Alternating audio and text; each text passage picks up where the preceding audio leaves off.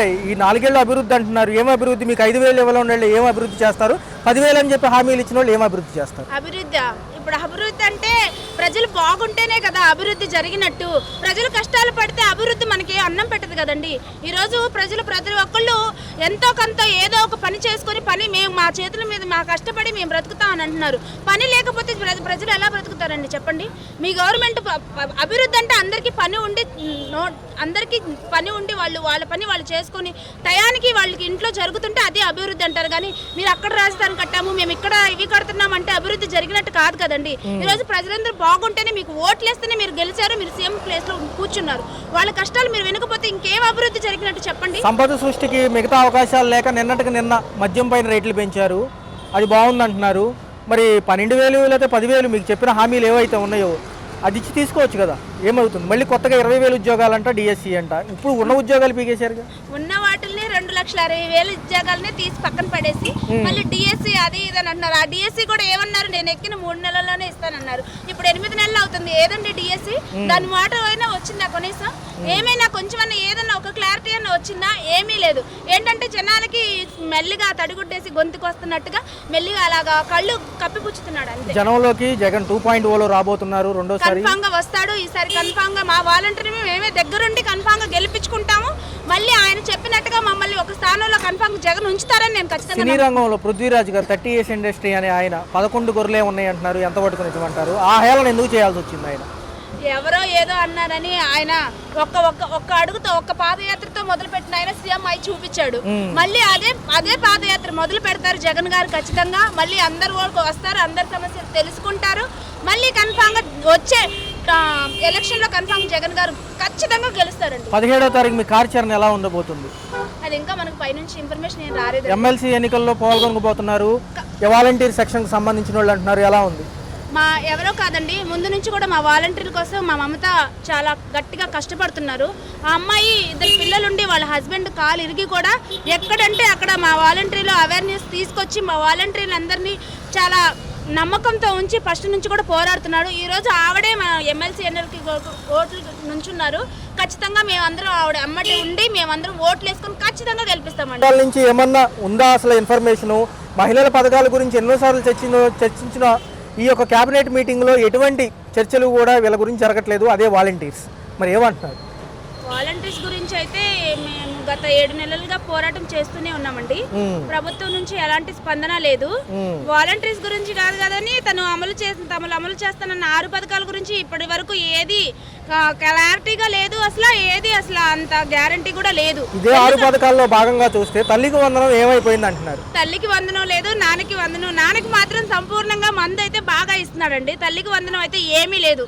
ఎందుకంటే నాన్న ఈ రోజు ఎలా ఉన్నా ఇంట్లో డబ్బులు తీసుకెళ్లి ప్రభుత్వానికి ట్యాక్స్ కట్టినట్టుగా కన్ఫామ్ గా వెళ్ళి మందు షాప్ లో ఉంటున్నారు.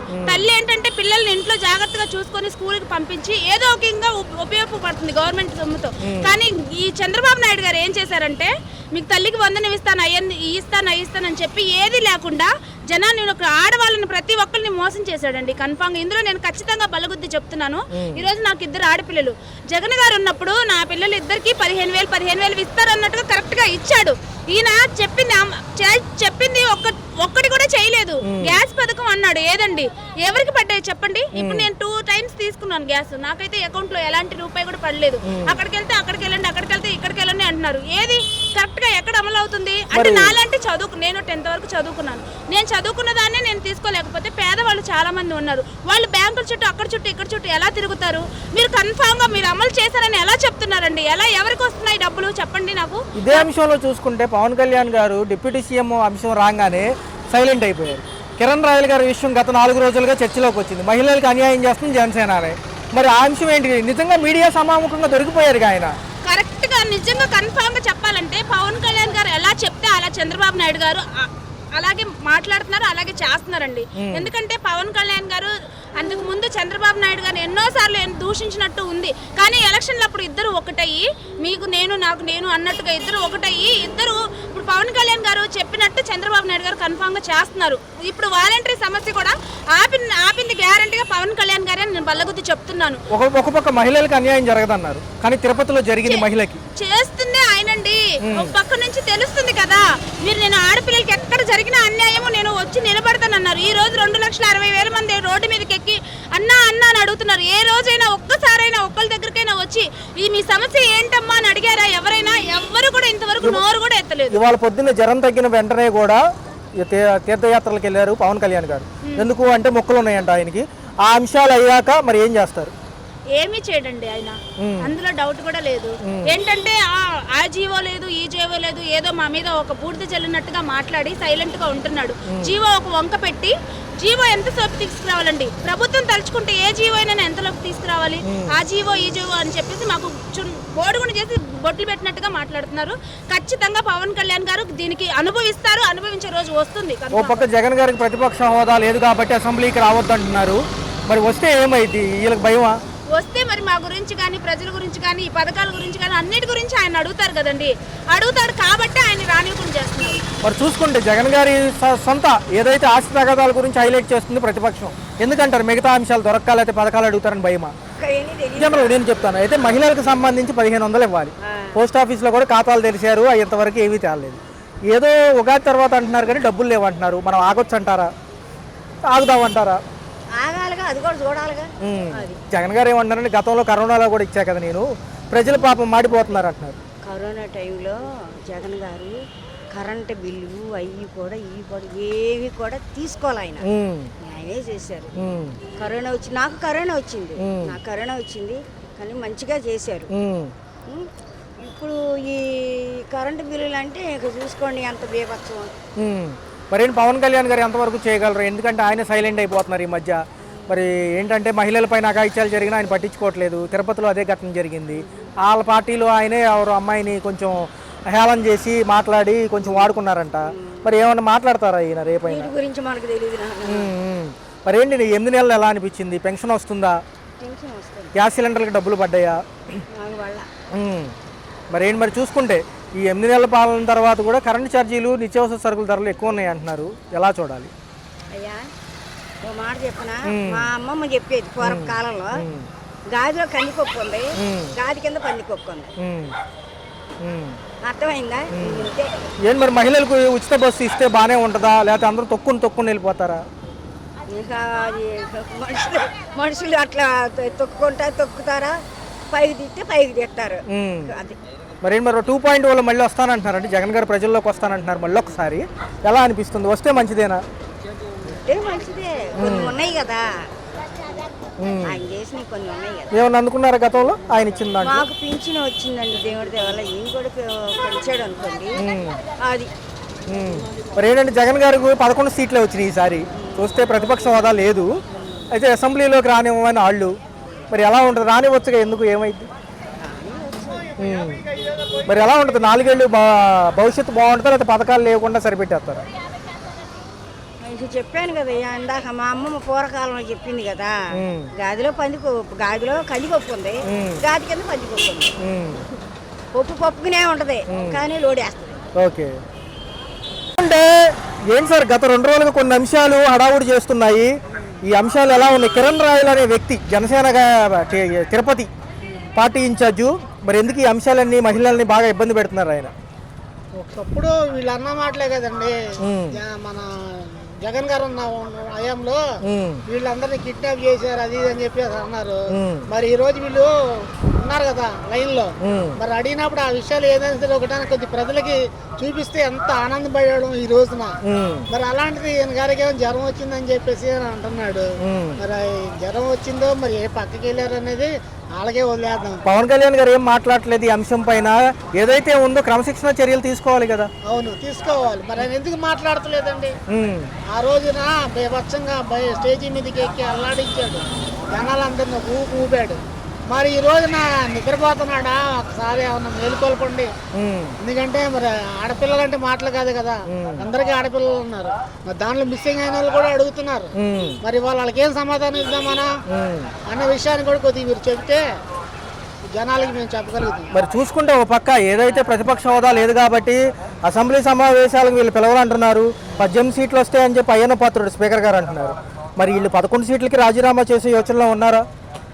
వాళ్ళైతే రాజీనామా చేయరండి, పట్టుబడుతున్నారు. ఉమ్, ఎందుకంటే మేము అట్లా చేసేవాళ్ళ రాజీనామా కాదు, సీట్లు రావడం అనేది అది తక్కువ కాదు, ఇదేది జరిగింది. దాన్ని బట్టి మీరు ఆలోచన చేయండి. తక్కువ సీట్లన్నీ ఎలాగొస్తాను మీరు అనుకొని రాజీనామా చేయమంటున్నారు, అది తప్పది, అది కరెక్ట్ విషయం కాదు. డిప్యూటీ సీఎం పవన్ కళ్యాణ్ గారు పక్కన పెట్టి మళ్ళీ లోకేష్ గారికి డిప్యూటీ సీఎం అంటున్నారు. నిన్న కేబినెట్ మీటింగ్ లో సమావేశంలో ఈ అంశాలు చర్చకు వచ్చాయి, అందుకని సైడ్ అయిపోతున్నారా పవన్ గారు ఏమన్నా? ఎందుకంటే వాళ్ళ నాన్నగారు మరి వీళ్ళ అబ్బాయికి ఇవ్వమని గొడవ చేస్తున్నాడు, వీళ్ళ అబ్బాయి కూడా అడుగుతున్నారు. ఇంట్లో విషయాలు జరిగాయి, బయటికి రావట్లా. దీన్ని బట్టి ఈయన కూడా సైలెంట్ అయిపోయాడు. మరి ఆయన కూడా వచ్చి ముఖాముఖిగా మాట్లాడితే అలాంటి వాళ్ళకి అర్థం అవుతుంది, మేము చెప్పగలుగుతాం. ఎంతవరకు జగన్ గారి పర్సనల్ ఇష్యూలు ఆయన ఆస్తి రకాలు బయట తీస్తున్నారు. షర్మిల గారు విజయసాయి రెడ్డి కలిసిన తర్వాత ప్రెస్ మీట్ పెట్టారు, ఆ అంశాలను హైలైట్ చేస్తూ మీకు మీరే సెట్ చేసుకోలేకపోతున్నారు, జనానికి ఏం సెట్ చేస్తారంటున్నారు. విజయసాయి రెడ్డి గారు రావట్లేదు అని అన్నారు కదా, రాజీనామా చేయించారు కదా. మరి రాజీనామా చేయించినప్పుడు మరి ఆయన ఎట్లాగా ఇదవుతాడు దీంట్లోకి. ఇప్పుడు అందుకని చెప్పి వీళ్ళు ఏంటంటే అన్ని ఒక రకంగా మిక్స్ చేసి దాంట్లో కూడేసి తాగమన్నట్టుగా ఉంది. బూస్ట్ అదేం బూస్ట్ కాదు, అది ఒరిజినాలిటీ కాదు. ఇందుకు విజయమ్మ గారు కూడా కొన్నిసార్లు అటు కొన్నిసార్లు ఇటు మాట్లాడుతున్నారు ఏంటి? చేస్తున్నారండి. అన్నయ్యకి ఏం చెప్పాలి అర్థం కావట్లేదు, అమ్మగారికి ఏం చెప్పాలి అర్థం కావట్లేదు, అర్థం కాని స్థితిలో ఉంది. మొన్నదాకా హస్తంలోకి వచ్చింది కదా, ఇప్పుడు ఆ మూసి కూడా ఏం రావట్లే బయటికి. ఫైనల్ గా చిరంజీవి గారు ఏంటి మొన్నటిదాకా జనసేనలోకి వస్తా అన్నారు, మళ్ళీ బీజేపీ పదవిను ఇప్పుడు రాజకీయాలకు దూరంగా ఉంటానంటున్నారు. చిరంజీవి గారు ఏముందండి, ఆయన ప్రజల అభిమానంతో మాట్లాడుతున్నాం కానీ ఆయన ఎటు రాడు. ఎందుకంటే ఆయన వయసు వచ్చేసింది, దగ్గర దగ్గర 60 పైన అయిపోయింది. సినిమాల్లో ఒక ఆయన ఉన్నాడు, 30 years ఇండస్ట్రీ అని ఒక ఆయన ఉండేవాడు కమీడియన్, ఆయన పేరు పృథ్వీ. ఆయన మొన్న ఒక సినిమా సమావేశంలో మాట్లాడుతూ అంతకుముందు 150 ఉండే గొర్రెలు ఇప్పుడు 11 అయినాయి అని చెప్పి వ్యంగ్యంగా మాట్లాడుతున్నారు వైసీపీ గురించి. ఆయన కూడా ఒకప్పుడు వైసీపీ బాగా మాట్లాడారు కదండి, ఇట్లా అని ఇట్లా అంటాడు కోసాని ఆయన పేరు. మరి బాగానే మాట్లాడినాడు, ఈ రోజు ఎందుకు అట్లా మాట్లాడారు? తిరుపతిలో టీటీడీ బోర్డులో పెట్టారు ఆయన్ని, కనమాల నుంచి వచ్చి వాటేసుకుంటాను అన్నాడు, గుర్తుందా? అప్పుడు వాయిస్ ఓవర్ లీక్ అయింది ఆయన. మరి ఏం మరి ఆయన సమంజసం, ఆయన దొరికిపోయాడు కదా, అందుకే బయటకు వచ్చాడు కదా. అది ఆయన ఏమంటున్నాడంటే వేళ హేళన చేస్తున్నాడు ఇప్పుడు. చూడలేదండి. సో తదుపరి ఎలా ఉంటుంది మరి? పథకాలు డబ్బులు లేవు, ఓ పక్క సంక్షేమం అంటున్నారు. డబ్బులు లేవంటే మీకు తెలుసు కదా, నేను ఇస్తాను చేస్తాను అన్నాను, చేయనంటలా చేస్తా. నాకు డబ్బులు రావాలి, మీ అందరికి ఇస్తా, రాగానే నేను ఇచ్చేమో, నేను ఎక్కడి నుంచి తెచ్చేమనో అర్థం చేసుకున్నాను. ఇదే విషయంలో నిన్నటి నుంచి రేట్లు పెంచారు. ఏ రేట్లు తగ్గిస్తానన్నారండి, మరి పెట్రోల్కి పెంచిన ఏంటో తెలియదు. రైట్ ఏమంటున్నారు అంటే కొంత సమయం పట్టిన సంక్షేమం ఇస్తామని ప్రభుత్వం అంటుంది. ఖజానాలో డబ్బులు ముడితే సూపర్ 6 అని బాబు గారు ఆల్రెడీ చెప్పారు. ఆయన ముందు తెలియదు ఖజానాలో డబ్బులు లేవని చెప్పేసి, ఆంధ్ర రాష్ట్రంలో అప్పులు ఉందని చెప్పేసి అంటే హామీలు ఇచ్చేసారు ముందే. ఎలక్షన్స్ లో ఎన్నో చెప్తాం, అన్ని చేస్తారా? ముందు తెలుసుకోవాలి కదా, డబ్బులు ఉన్నాయో లేదో, ఏం లేకుండా హామీలు ఇచ్చేసారు ఎందుకు? మళ్ళీ ఇప్పుడేమో డబ్బులు లేవంటే తెలియదా? అది సార్ ఏంటి సార్, ఒక పక్క చూసుకుంటే కిరణ్ రాయల్ గారి విషయం ఏమంటారు? నిజమేనా? కిరణ్ రాయల్ గారు జనసేన మనకంత అనుభవం లేదా? ఏంటి సార్ మరి ఏంటి సార్ ఏమో గుళ్ళు చుట్టూ తిరుగుతున్నారు, ఎవరైతే ఉన్నారో పవన్ కళ్యాణ్ గారు, ఎలా అనిపిస్తుంది? సార్ ఆయనకి 1,00,000 మెజారిటీ వచ్చింది కదా, దానివల్ల గుళ్ళు పూర్తి చేస్తున్నారు. మరి ఏంటి ఈ రోజుతో పట్టభద్రుల ఎమ్మెల్సీ ఎలక్షన్ నోటిఫికేషన్ కు సంబంధించి ఏదైతే వీళ్ళు వేస్తున్నారో ఈ రోజుతో ఆఖరు, మరి ఎలా ఉండబోతుంది? విద్యావంతులు ఎటువైపు ఉంటారు ఈసారి? విజయవంతులు కుటుంబ ప్రభుత్వమే ఉంటుంది, గవర్నమెంట్ వాళ్ళే కదా, వాళ్ళే విజయవంతులు అయిపోతారు. ఏంటి సార్ ఏంటి ఆయన పృథ్వీ గారు ఏంటి 11 గొర్రెలు అంటున్నారు ఏంటి, ఎందుకని? అలాగే చెప్తారు సార్. ఇప్పుడు మేము లాస్ట్ 23 ఏం చెప్పలేదు, ఒకరు విధంగా చెప్తారు. ఈ పార్టీ గెలిచింది వాళ్ళు. ఆయనకేం సంబంధం? ఆయన ఏదో ఆర్టిస్ట్ కదా, 30 years ఇండస్ట్రీ ఆర్టిస్ట్ కదా ఆయన. 30 years ఇండస్ట్రీ ఏదో చెప్పాలి కదా, అలాగే చెప్తారు, జరుగుతూ ఏదో టైం పాస్ చేస్తూ ఉంటారు అనమాట. మరి ఏంటి సార్ ప్రతిపక్ష హోదా ఇచ్చి రేపు అసెంబ్లీ సమావేశాలకు రమ్మంటారా జగన్ గారిని? అయిన పాత్ర కూడా అన్నట్టుగా 18 సీట్లు వస్తేనే ప్రతిపక్ష హోదా దక్కుతుంది అంటున్నారుగా. మరి అది కేంద్రం నిర్ణయించాలి, పైనుంచి సెంట్రల్ గవర్నమెంట్ ఓకే అంటే వెళ్ళొచ్చు, వెళ్ళచ్చు. అది అంతా వాళ్ళ ఇష్టం. ఏదైతే మహిళలను ఇబ్బంది పెడుతున్నారో జనసేన ఇన్ఛార్జ్ తిరుపతి ఆయన, ఇప్పుడు ఇందా కిరణ్ రాయల్ గారు అన్నాము, పవన్ కళ్యాణ్ గారు మరి ఇంతకుముందు మహిళలు మిస్ అయ్యారన్నారు కదా ప్రభుత్వంలో, మాట్లాడరు ఎందుకని అంటున్నారు. అప్పుడు మాట్లాడారు, మాట్లాడలేదన్నా, దానికి ఎక్కువ వద్దులేదా. మరి చిరంజీవి గారు ఏంటి మరి పాలిటిక్స్ కి నేను జీవితాంతం దూరంగా ఉంటానంటున్నారు ఆయన మొన్న ఇష్టం లేదు, అది వాళ్ళ తమ్ముడు గారు దిగారు రాజకీయంలో ఈయనందుకు ఇష్టం లేదని చెప్తారు. ఏంటి సార్ జగనన్నకు సంబంధించిన ఈ ఆస్తి వివాదాలను ఎందుకు హైలైట్ చేస్తుంది ఇప్పుడు కూటమి ప్రభుత్వం? వీళ్ళు వాళ్ళ వీళ్ళు జరగాలి కదా, జనాలు చూడాలి కదా, వాళ్ళు ఏదో ఒకటి అవుతున్నాయి కదా. మీలాంటి వాళ్ళు న్యూస్ చూస్తారు జనాలు, లేకపోతే ఎలా చూస్తారు? అది వీళ్ళు వాళ్ళ మీద వీళ్ళ మీద చేయడమే అది. అంతే. ఈ 5 సంవత్సరాలు మన 5 సంవత్సరాలు వాళ్ళు చెప్పారు, ఈ 5 సంవత్సరాలు వీళ్ళు చెప్పారు, అంతే తేడా, ఇంకేం లేదు. సంక్షేమ పథకాలు మరి అమలు ఎలా అంటారు? నిజంగా ప్రజలు వెయిట్ చేస్తున్నారు కదా, చూద్దాం, వెయిట్ అండ్ 8 నెలలు ఏం తెలుస్తుంది, ఇంకో సంవత్సరాల తర్వాత దాని పథకాల గురించి తెలుస్తుంది అనమాట. ఈ నీటి నుంచి వెళ్ళిపోతారా లేకపోతే సంక్షేమం అమలు అవుతుందా? ఎందుకంటే నిన్న కేబినెట్ మీటింగ్లో మళ్ళీ ప్రస్తావన ఏంటంటే లోకేష్ గారే మళ్ళీ డిప్యూటీ సీఎం అని. డిప్యూటీ సీఎం లోకేష్ గారికి ఎవరికి ప్రజలకు మంచి జరిగితే చాలు. సంక్షేమ పథకాలు సీఎంలు ఎవరని పిఎంలు ఎవరని జనాలకి ఇచ్చిన హామీలు సంక్షేమ పథకాలు వస్తే చాలన్నమాట. అంటే ఏం లేదు సార్, యాక్చువల్గా సంక్రాంతికి అయిపోవాలి, సంక్రాంతి దాటి ఉగాది కూడా వస్తుంది. వెయిట్ అండ్ సీ అన్న, వెయిట్ అండ్ సీ అనుకుని ఒకేసారి జరగవు కదా, జరుగుతుంది మెల్లమెల్లగా జరుగుతాయి ఒకేసారి. మన లోకేష్ గారిని పథకాల గురించి అడిగితే ఏదో రీఇనిషియేట్ చేస్తున్నాము అమరావతిని, అది అయ్యాక కానీ చెప్పలేమంటున్నారు ఆయన కూడా.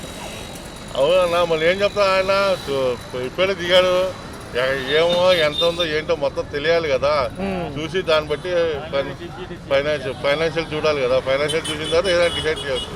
వెళ్తుందా కూటమి అందరూ కలిసి ఉంటారు? 2 సంవత్సరాలు అయితే తెలుస్తుంది అన్నమాట ప్రభుత్వాల గురించి ఎలా ఉంటాయి. అది అంటే ఇప్పటికే పవన్ కళ్యాణ్ గారు సైలెంట్ అయిపోయారు, తప్పుకుంటారేమో అనిపిస్తున్నట్టుగానే ఉంది వ్యవహారం చూస్తే. ఏం తప్పుకోరు. Right sir.